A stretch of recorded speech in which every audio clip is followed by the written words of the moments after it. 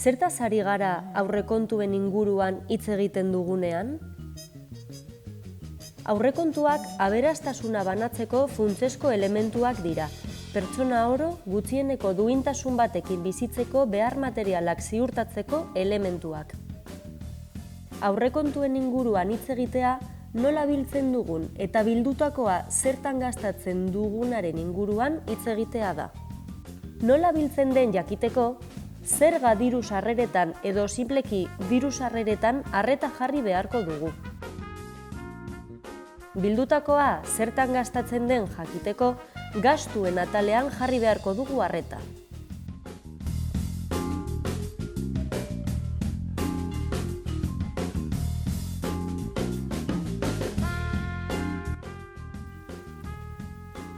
Bilketa zergen bidez lortzen da, baina nola biltzen da?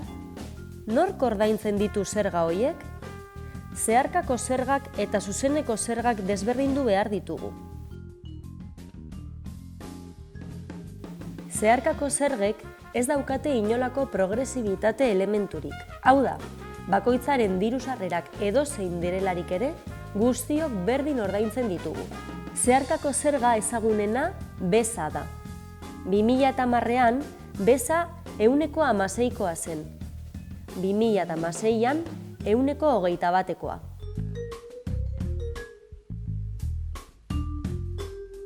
Zuzeneko zergei dagokienez, progresibitate elementuak dituztenak kapitalaren mesedetan egiten dute beste behin ere, aberastasunaren banaketa ahalbidetu ordez. Mozkin enpresarialak hazten jarraitzen duten bitartean, 2008-2016 denboraldian sozietate zerga 146ra jaitsi da.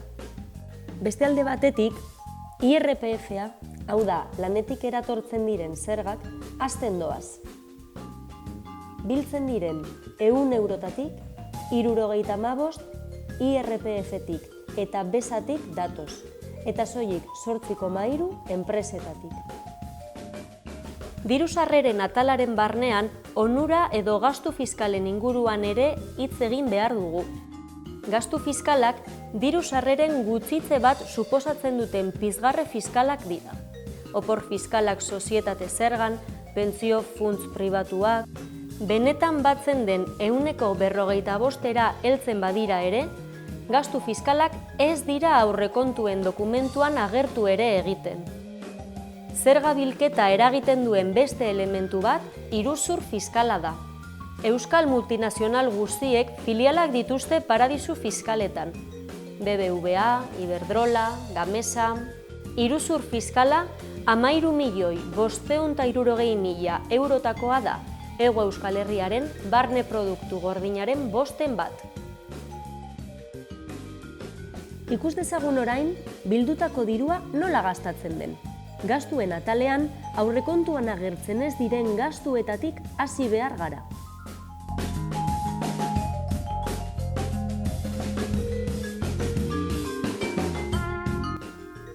Kupoa eta konbenioa transferitu ez diren eskuduntzengatik estatuari egiten zaion ordainketa dira. Hauekin, monarkia, ejerzitoa, abiadura handiko trena bezalako azpiegitura handiak, diru laguntzak bankari, ordaintzen ditugu. Kupoa eta konbenioaren bitartez, gastu hauen 7,84% ordaintzen dugu bilketa edozein izan delarik ere. Zor publikoaren pisua 2008 eta 2016 artean 12 bider handitu da. Hurrengo hamarkadako gastua hipotekatzen ari da, non bildutakoa ia kupoa eta konbenioa zorraren ordainketa eta sektore publikoaren mantenimendu burokratikoa ordaintzeko bideratu beharko den. Diru sarrerak bermatzeko errenta eta bermatutako errenta 3 urtetan 121 jaitsi den bitartean, ertzaintza, enpresentzako I+D edo burokraziaren mantenimendua gastu sozial bezala zenbatzen. Orokorrean, babes sozialeko gastua Hego Euskal Herriko barne produktu gordinaren 0,7 baino baxuagoa da. Guzti honi, hezkuntza eta osasuna bezalako zerbitzu sozialen pribatizazioa gehitu behar diogu.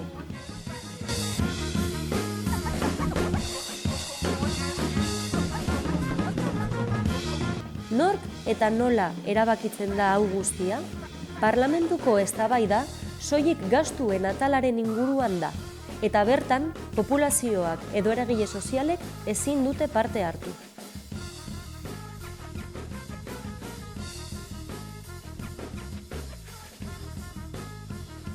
Egoera honen aurrean, antolakuntza eta borroka beste biderik ez dago.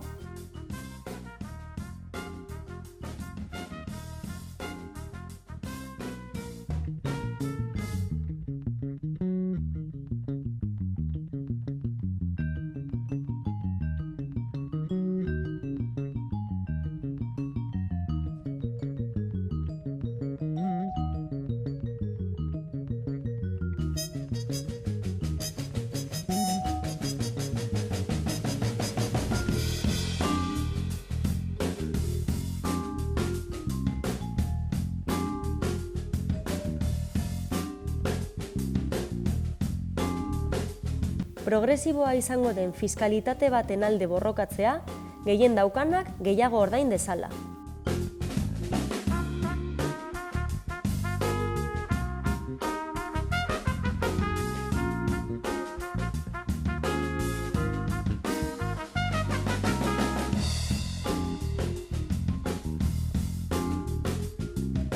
Opor fiskalekin eta iruzur fiskalarekin bukatu beharra dago.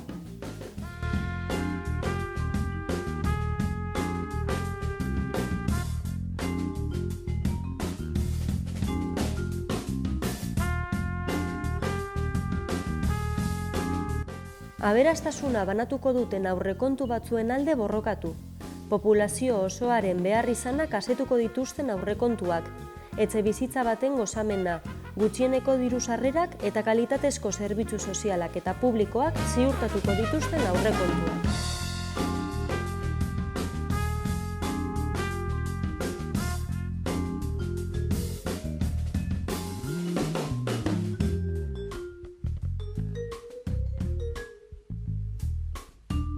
Populazio eta eragile sozial guztiontzako parte hartzaileak izango diren aurrekontuak.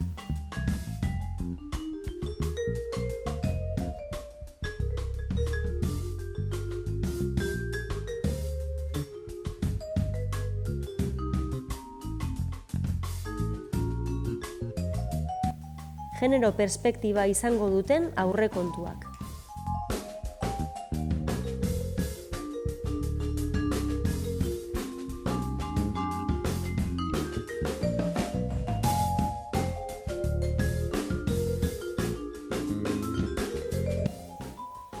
Zure erabakia da.